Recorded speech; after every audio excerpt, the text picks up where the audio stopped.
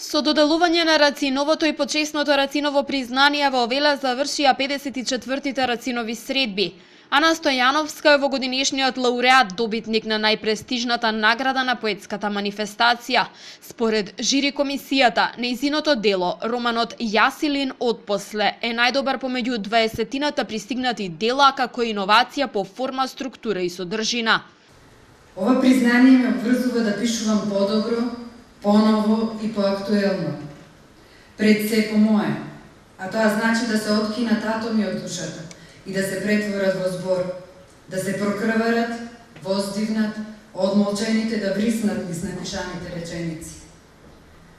Зборот има моќ да создаде цел еден свет и да промени цел еден живот.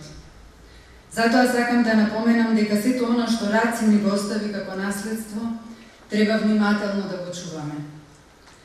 Благодарам уште еднаш и за крај сакам од ова сцена гласно да го кажам неговиот мој најомилен стих.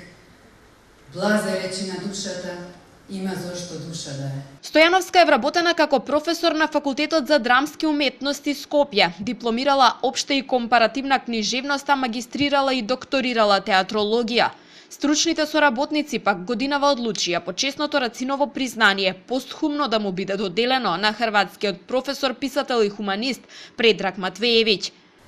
Неговото семејство се согласи да го прифати и нагласи дека го прифаќа со благодарност, дека Матвеевиќ исклучително го почитувал Рацина и дека ова, каде и да е сега, му е мило. Рацин е гордоста на Велес, а неговите дела се темел врз кој се гради македонскиот јазичен, книжевен и национален идентитет, истакна во својот говор градоначалникот Славчо Чадиев. Велес има многу истакнати дејци во сите области од општественото живење, но еден е на сите, тоа е Рацин. Поголем од плејада генерации велешани кои оставиле голема трага во историјата, во културата, образованието, спортот.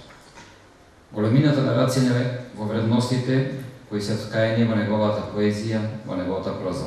Целокупниот програмски концепт годинава се темелеше на македонската азбука преку перформансот насловен Азбучарење по Рацин.